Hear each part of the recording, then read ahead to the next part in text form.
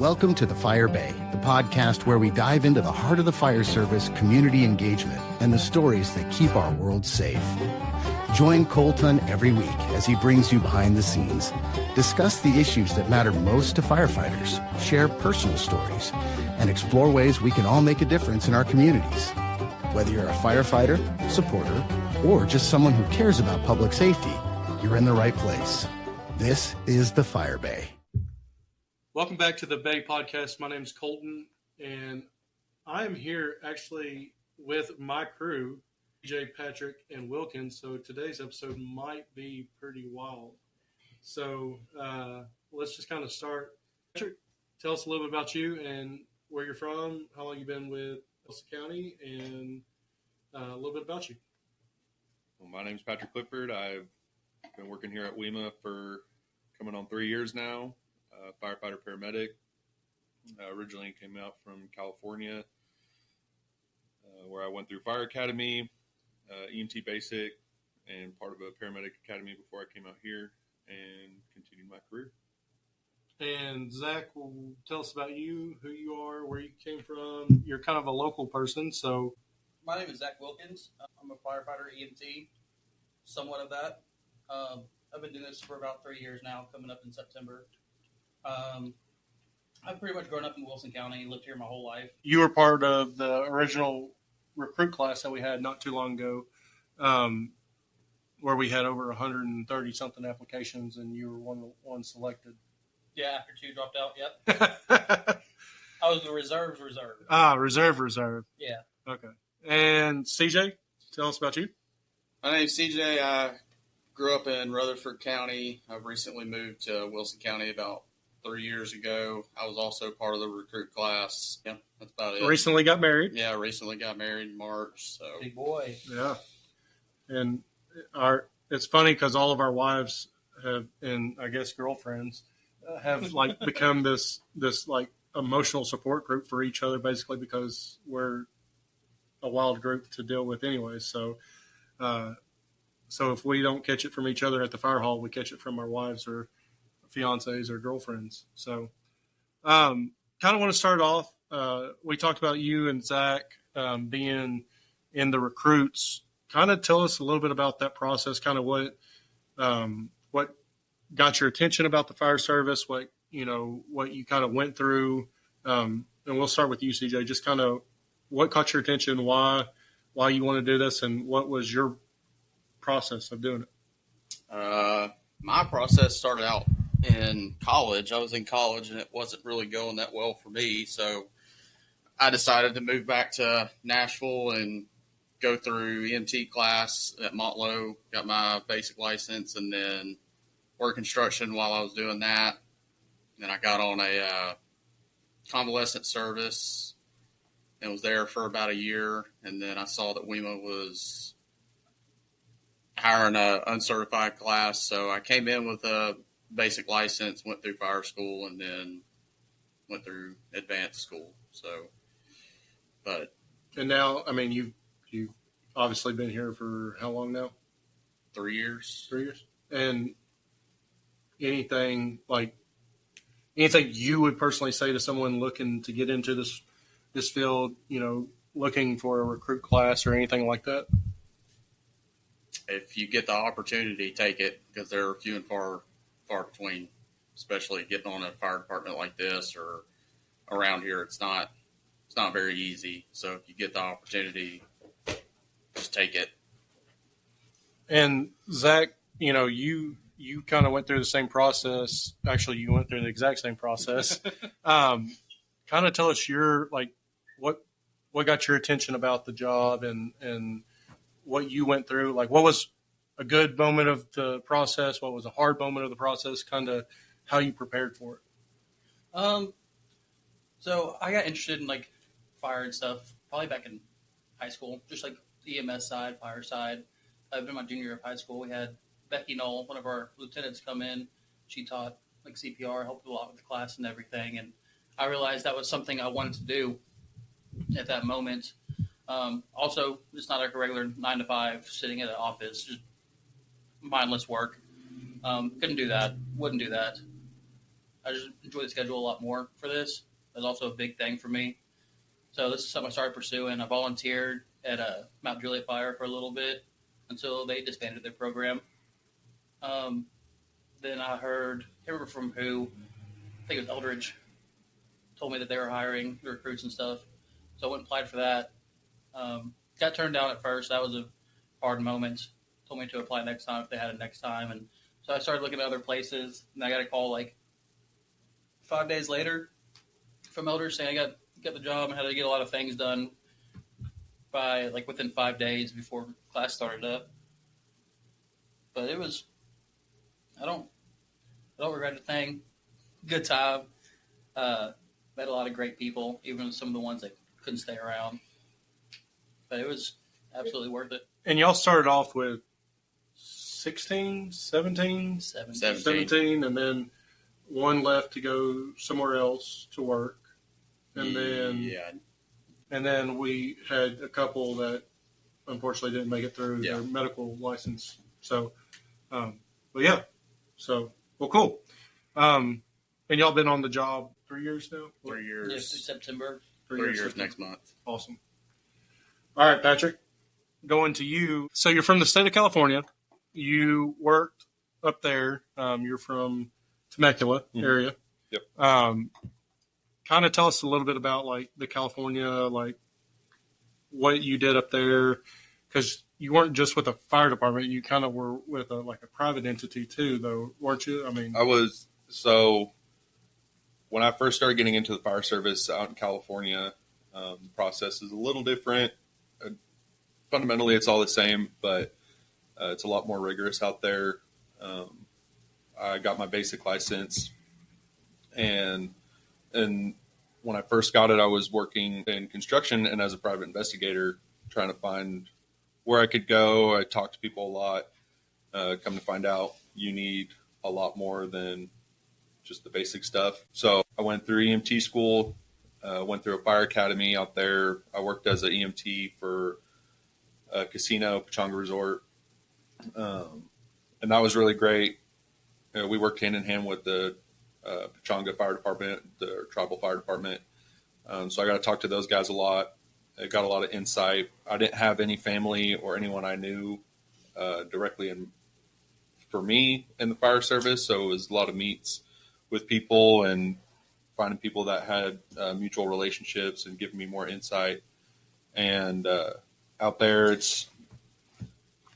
I would say a large majority of the departments require you to have your paramedic license, or that is like the top tier getting you on board with the department. So I had everything I needed. I had my bachelor's, my basic, and my fire academy. I was just missing that aspect. So about 5 years. Thanks, Wilkins. So about 5 years of interviews, testing, a lot of no's, a lot of turn downs. Started to go to a paramedic program out there, and that was in the height of COVID. So it wasn't exactly ideal. My wife and I were talking about moving out. We had looked at a lot of different places, landed on coming out to the glorious state of Tennessee. Go Vols. Go Vols. Go Pack. Whatever. Go Pack. Yeah, it's a lot. There's the testing process out there is very intense. It is suit and tie testing, suit and tie interviews. A lot of PATs require the basic CPAT. And then when you start getting hired on, they have their own physical standard test that they do, which is often a lot more intense. And then came out here and got my advanced license right away, and then saw that Wilson County. I applied with Wilson County, Williamson EMS, Nashville Fire, Nashville EMS, and was looking all over the place. I think I ended up right as I was getting in my offers. I got my offers through WEMA, Nashville EMS, and Williamson, and Wilson County had pretty much what I wanted to do. So I started here August 1st, 3 years ago, and started medical school that same month and wrote it out for the first year and been going strong here since. And you brought up a good point, out west, California, Phoenix, all those areas, a lot of those people, even Texas and Florida, a lot of their firefighters are paramedics. In Tennessee, there's only a few departments that really require you to be a paramedic. So do you regret getting your paramedic?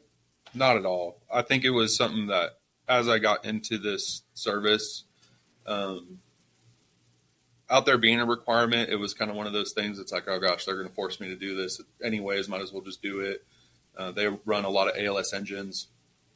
So you have your firefighter medics running out on initial response and initiating treatments, and then AMR or another private service would come out and pick those patients up and take them with.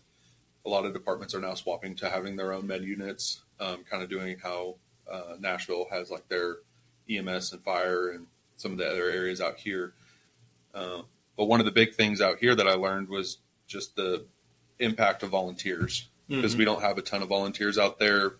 We have smaller departments, CAL FIRE, which is a state department. So it's a really great department, and it's a good foot in the door for a lot of people who want to go to bigger departments. But it is the state-funded department. They're not the highest paid, which is a drawback for some people. One thing that they do a lot of is fight wildfires out in California. I was about to say, most of the time when you see CAL FIRE, it's on the wildland fire side, fighting the big wildland fires. Right, and they're the primary response for a lot of those, and a lot of your city or county departments, or even small departments like the Pechanga Fire Department. They were 2 stations.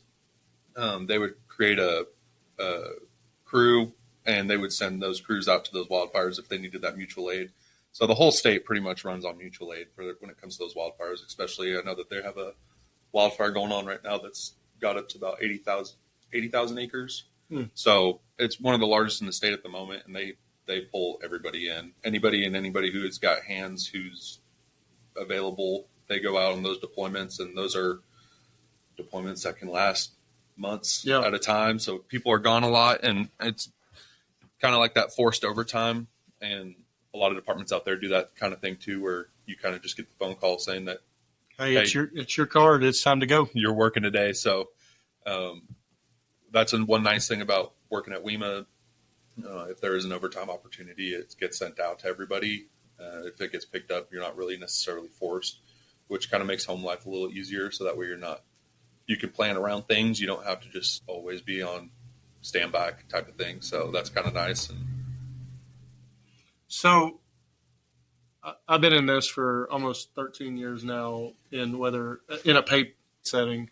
Obviously, I started as a volunteer in high school as a explorer, kind of like I think Wilkins did, and I got some knowledge and stuff like that. But in 3 years, if you could look back and say to someone you're mentoring or whatever, in 3 years, what are some of the core classes you feel like every firefighter or EMT or whoever, what are some classes that you think builds the fundamental for the rest of your career?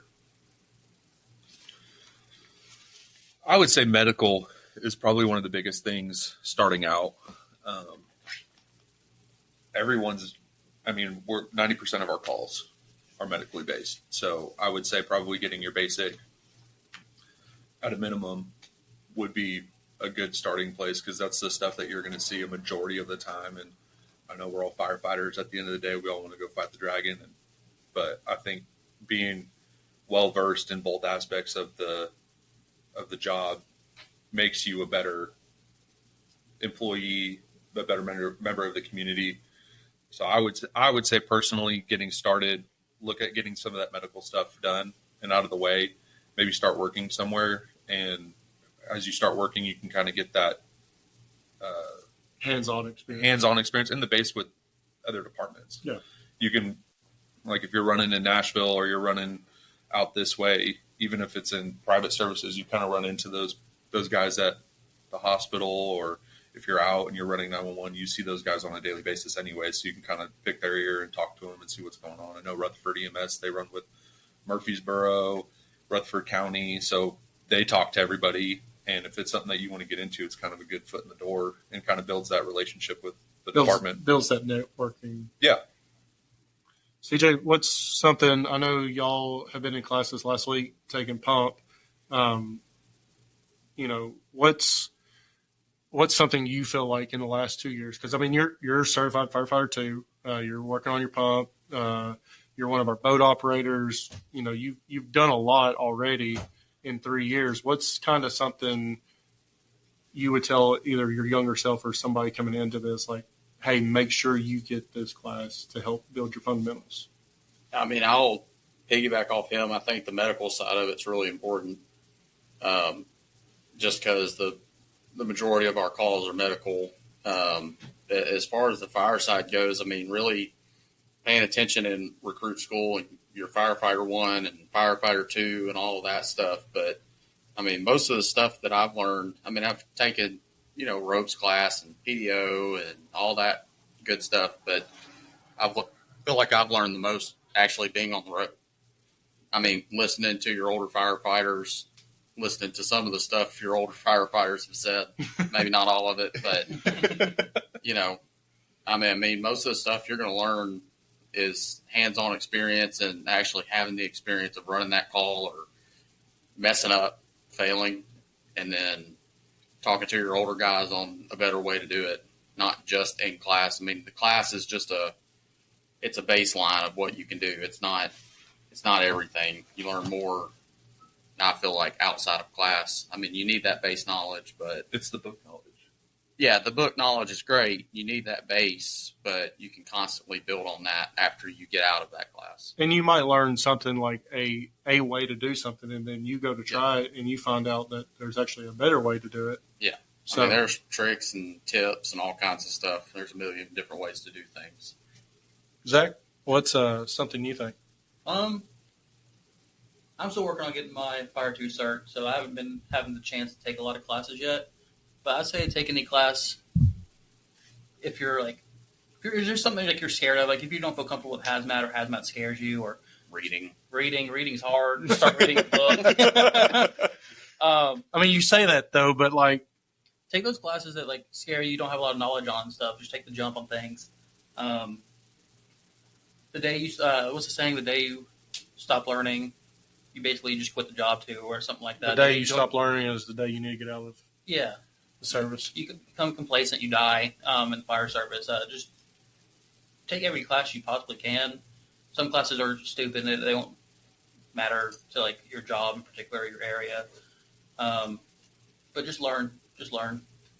I think it also depends on where you want to go too.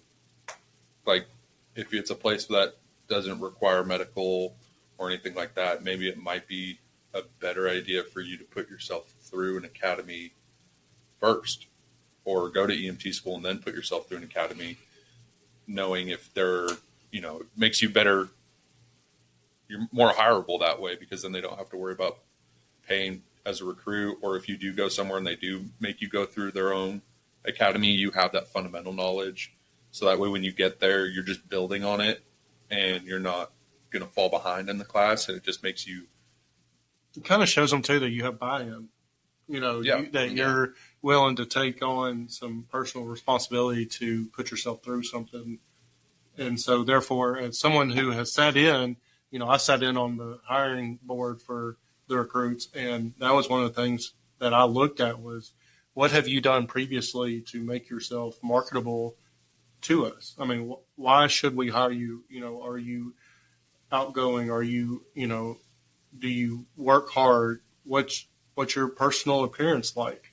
Are you respectful? We had some people walk in with sweatpants on, and to me, that's an automatic dismissal. I mean, if you cannot show up to an interview, I personally am a believer of wearing like a suit and tie, but even nice jeans and a shirt or something, I get it. Sometimes people don't always have suits and stuff like that, but wearing something, as my grandmother would say, church appropriate to these type of things, that's a big thing for departments to look at when you're getting into this. Well, I think that's the professionalism aspect of it. I mean, you got to know going into this job, you're going to be required to wear a uniform every day. Right. So that's a standard that they set. And so if you're going to go into a job where you're going to be required to wear something like that, I mean, I don't know a whole lot, but like some car salesmen, like they're required to wear like nice appearing clothing. Mm-hmm. You know, that's that professional aspect. And I think that kind of goes into like, you can almost do anything prior to the fire service work wise and apply what you've done there into this job, because we are jacks of all trades.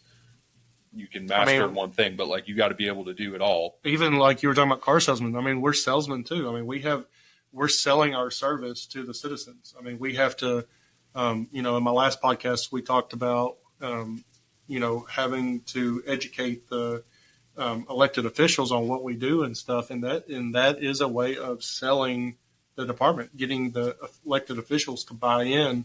That way, when you come and ask them for items like staffing or new equipment or whatever, that they want to give you that money.